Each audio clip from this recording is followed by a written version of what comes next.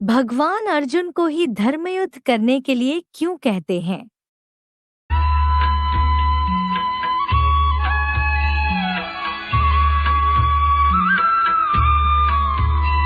द्रोणं च भीष्मं च जयद्रथं च कर्णं तथान्यानपि योधवीरान् मया हतास्त्वं जहिमा व्यथिष्ठा युध्यस्व जेतासि रणे सपत्नान्। द्रोणम च भीष्मम, द्रोण और सन्यासी भीष्म, च जयद्रथम च कर्णम, तथा जयद्रथ और कर्ण को, तथा मया हतान अन्यान अपि, वैसे ही मेरे द्वारा मारे गए दूसरे भी।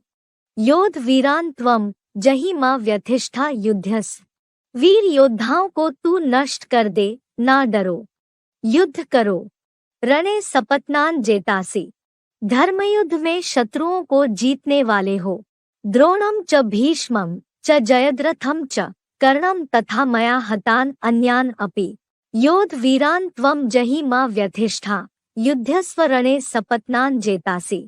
भावार्थ, शास्त्रीय बुद्धिरूप कलश वाले द्रोण और काम इंद्रिय के युद्ध से दूरबाज खुशबाज सन्यासी भीष्म जैसे स्वर्ग सुख त्यागी तथा अरबियन यवनों के विशाल शरीर वाले देहांकार से दूसरे धर्मों के ऊपर विजयी जयद्रथ और उत्तम सारथी अधिरथ बने ज्ञान सूर्य पुत्र कर्ण को, वैसे ही मेरे पुत्र मूर्तिमान महादेव द्वारा कल्प पूर्व शूटिंग में 5000 वर्ष पूर्व मारे गए दूसरे भी द्वैतवादी द्वापुर से आए विदेशी विधर्मी वीर योद्धाओं की वृद्धि को तू नष्ट कर दे। नारकीय पाप के पक्षपातियों से ना डरो, धर्म युद्ध करो, क्योंकि तुम ही सन्नद्ध महाभारी महाभारत के धर्मयुद्ध में देहभान से पैदा इन आत्ताई कामी क्रोधी शत्रुओं को ज्ञान योग बल और गुणराज सहन शक्ति से जीतने वाले हो।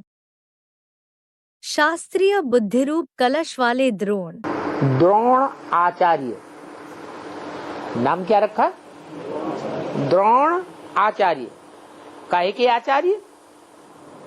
द्रोण के। द्रोण कहते हैं घड़ा। कौन सा घड़ा? ज्ञान का कलश। तो जो ज्ञान का कलश है उसके वो आचार्य है। भक्ति मार्ग में शास्त्रों को ही ज्ञान कहा जाता है, उसके वो आचार्य हैं, व्याख्या करने वाले हैं। जो विद्वान पंडित आचार्य हैं, काशी से बड़े बड़े टाइटल लेते हैं, वो द्रोणाचार्य हैं। कामेंद्रिय के युद्ध से दूरबाज खुशबाज सन्यासी भीष्म। और वो सन्यासी जो बाल ब्रह्मचारी हैं,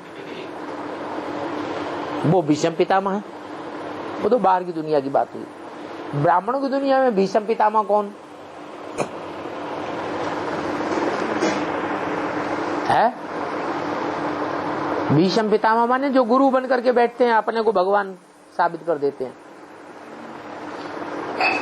मैं ही भगवान हूँ, शिवो हम है। ब्रह्मा ब्रह्मा बड़ा बड़ा बड़े से बड़ा सन्यासी नहीं है। वो तो अंत तक यशोदा माता को साथ लेकर के रहे। उन्होंने कहाँ निकाल दिया? यशोदा माता जो उनकी पत्नी थी, उनको उन्होंने अलग थोड़े ही कर दिया, छोड़ थोड़े ही दिया। तो उनको सन्यासी नहीं कह सकते, बाल ब्रह्मचारी नहीं कह सकते। हाँ, अरबियन यवनों के विशाल शरीर वाले देहांकार से विजयी जयद्रथ। जैसे देह अभिमानी बहुत बड़ा होगा, तो देह अभिमानी होगा तो कहेंगे इस षष्ठी रूपी रंगमंच पर जितने भी धर्म पिताएं और उनके फॉलोअर्स हैं, उनमें कौन सा देह अभिमानी धर्म पिता है जिनकी देह बड़ी लंबी चौड़ी होती थी? कौन से धर्म वालों की है? एशिया वालों की। हाँ, क्रिश्चियन धर्म की, सिख धर्म की लंबी चौड़ी देह होती नहीं। अरबियन से बड़े लंबे चौड़े थे, है। हाँ, उनकी यादगार शास्त्रों में है जयद्रथ। क्या?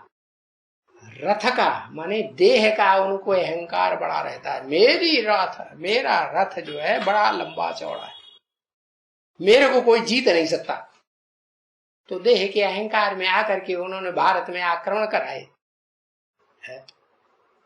मुसलमानों ने आक्रमण किए ना। पहला आक्रमण हुआ है, शुरुआत की है उन्हीं अरबियंस ने 7वीं शताब्दी में। 7वीं शताब्दी में जिस समय वो धर्मपिता,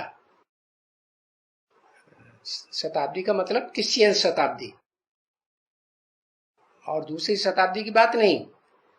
तो क्रिश्चियन शताब्दी जो 7वां, क्राइस्ट को जन्म लिए 700 साल हो गए, तो उस समय वो मोहम्मद बिन कासिम आया और उसने आकर के आक्रमण किया।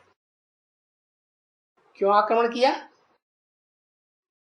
क्योंकि जो इब्राहिम धर्मपिता था, उसके बाद सहयोगी धर्मपिता ने आकर के जो टेंडेंसी फैलाई, वाइब्रेशन फैलाया, वो ज्यादा देह अहंकार का होगा कि कम देह अहंकार का होगा? ज्यादा देह अहंकार का। तो उन्होंने ही आकर के हमले शुरू किए। नहीं तो मोहम्मद से पहले भारत में हमले नहीं हुए थे। क्या हुए थे? लेकिन देह का आधार लेकर के हमले नहीं हुए। तो बताया ये जो आत्माएं हैं वो छोटी बड़ी नहीं होती है, छोटा बड़ा शरीर होता है। अब देह समझेंगे तो देह के आधार पर जिनका बड़ा शरीर है उनको बहुत अहंकार आएगा देह का। ज्ञान सूर्य पुत्र कर्ण। कर्ण माने क्या? कर्ण माने कान। कौन सी आत्मा है जिसने कान का पार्ट सबसे ज्यादा बजाया, सुनने का पार्ट सबसे ज्यादा बजाया? ब्रह्मा ही है। जब शिव बाबा ज्ञान सुनाते हैं तो सबसे पहले कौन सुनता है? ब्रह्मा बाबा। और कोई ऐसी मुरली है जो ब्रह्मा बाबा न सुनता हो? हमारे तुम्हारे द्वारा तो कोई मुरली छूट भी जाएगी, छूटती है कि नहीं? छूटती है। लेकिन कोई भी मुरली ऐसी नहीं है जो ब्रह्मा बाबा के द्वारा छूट गई। तो सबसे ज्यादा कौन सुनता है? ब्रह्मा बाबा ज्यादा सुनता है। तो वो कान हो गया।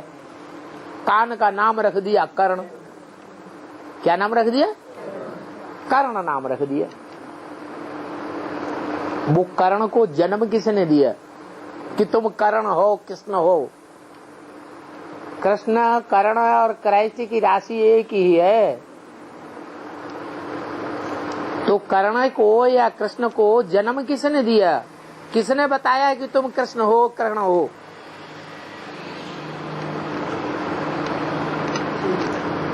है?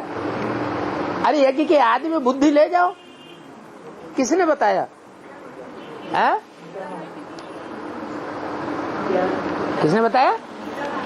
गीता माता। गीता तो दो है, एक झूठी गीता, एक सच्ची गीता है। प्रजापिता वाली आत्मा ने बताया। प्रजापिता वाली आत्मा ने सीधा बताया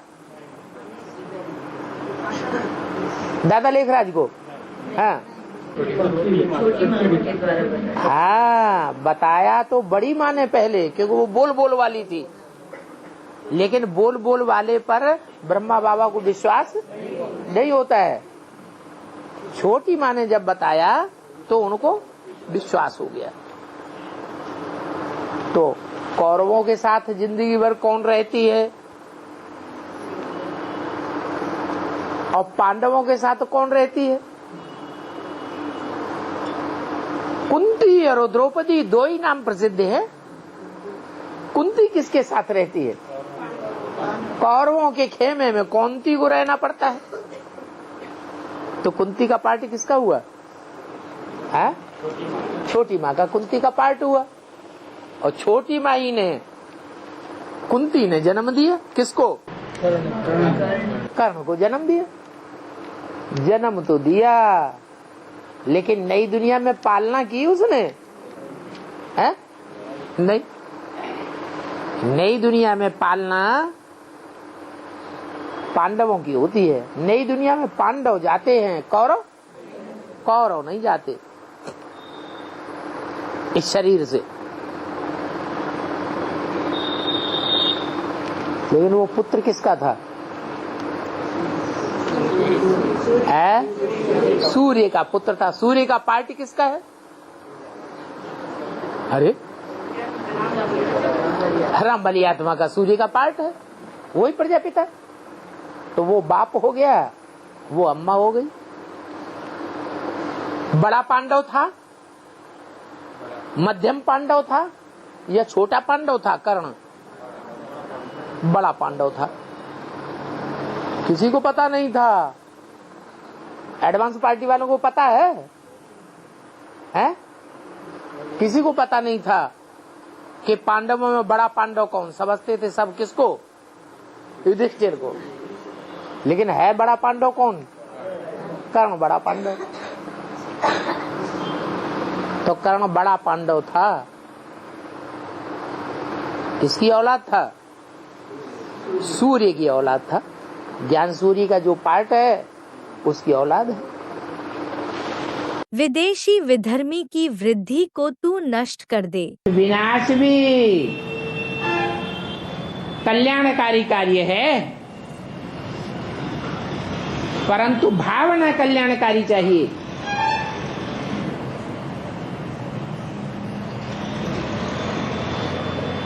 बड़ा कार्य है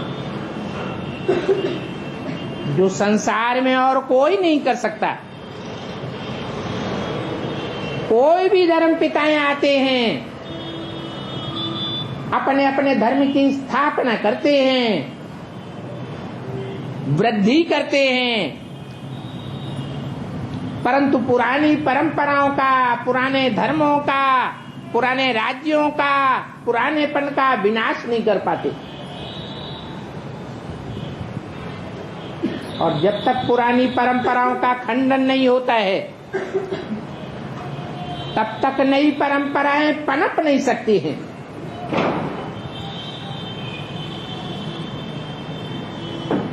तो स्थापना तो चाहिए। स्थापना के कार्य के लिए ब्रह्मा को दिखाया हुआ है, परंतु ब्रह्मा की पूजा नहीं होती है, क्योंकि स्थापना का कार्य तब तक अधूरा है, तब तक संसार में प्रत्यक्ष नहीं हो सकती स्थापना, जब तक पुरानेपन का विनाश न हो, पुराने धर्मों का विनाश न हो। पुराणखंडी साधु संत महात्मा, पंडा पुजारी मौलवी पोप, इनका पराभव न हो जाए, तो वो कार्य निराकारी स्टेज में ही संभव है। ऐसी निराकारी स्टेज धारण करने वाले को आत्मनिष्ठ कहा गया है गीता में, और बोला है कि आत्मनिष्ठ व्यक्ति सारे संसार की भी हत्या कर दे तो भी उसके ऊपर कोई पाप नहीं लग सकता।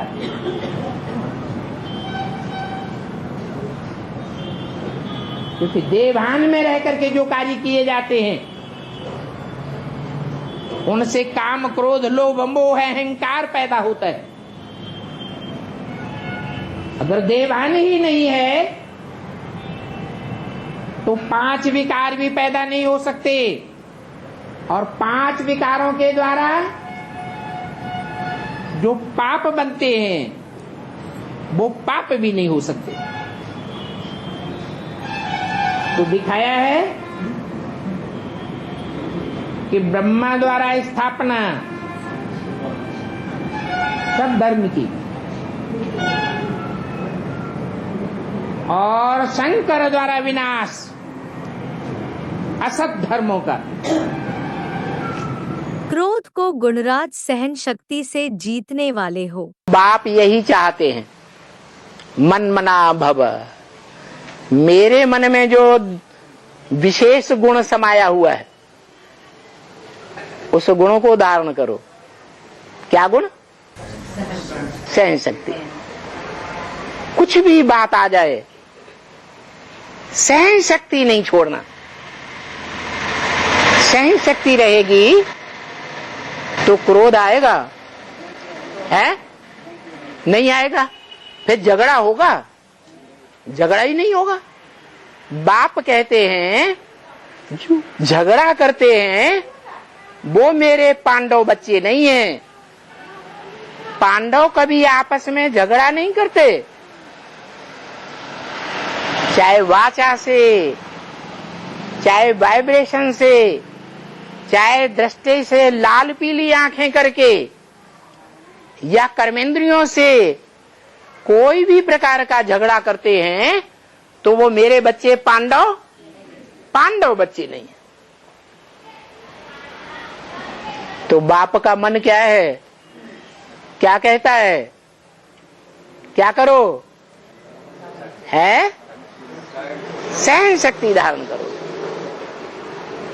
सहन शक्ति धारण करेंगे तो मनुष्य से देवता बने। देवताओं का मुख्य गुण सहन शक्ति है। काम को ज्ञान योग बल से जीतने वाले हो। ये विकारों की नारकीय दुनिया पर जीत पहनो। बाप कहते हैं अभी काम चिच्छा से उतरो। ये काम चिता तुमको जला करके भस्म किए दे रही है। अभी ज्ञान चिता पर चढ़ो, योग अग्नि पर चढ़ो, ज्ञान अग्नि प्रज्वलित करो। जब मनुष्य मरता है तो क्या करते हैं? चिता जलाई जाती है, शमशान घाट में ले जाते हैं ना। चिता जलाई जाती है, लकड़ियां जलाई जाती है, देहवान भस्म हो जाता है, माना देह भस्म हो जाता है और आत्मा उड़ जाती है। यहाँ क्या करना है? यहाँ ये जो विकारों की लकड़ी है इनको जलाना है। इनके साथ ही साथ हमारा देहभान जल जाएगा और आत्मा स्वतंत्र हो जाएगी। अभी इन 5 विकारों में आत्मा बंधी हुई है। आत्ताई कामी क्रोधी शत्रुओं को जीतने वाले हो। ये काम और क्रोध तामस पैदा करने वाले हैं।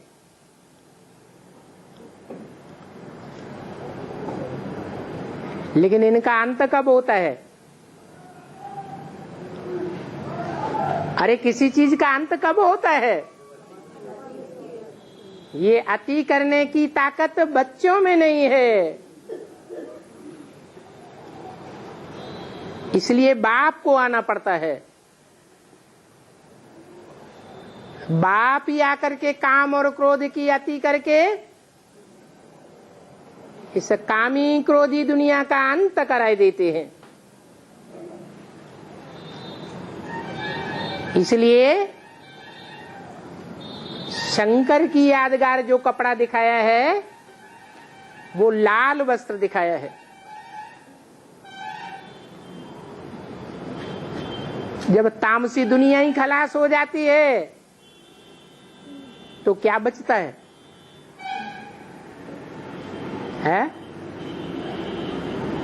तामसी दुनिया खलास हो गई, फिर बचता क्या है? अरे पहले पुरानी दुनिया खलास होती है या पहले कुछ और होता है? नई दुनिया की स्थापना हो जाती है, परंतु वो दिखाई नहीं पड़ती है। जब तक 500-700 करोड़ दुनिया का हुजूम खलास न हो जाए। उस हुजूम में वो सात्विकता छिप जाती है। फिर जो हुजूम की दुनिया है, तामसी दुनिया है, वो खलास हो जाती है तो क्या रह जाता है? सतो प्रधान सात्विक नई दुनिया रह जाती है।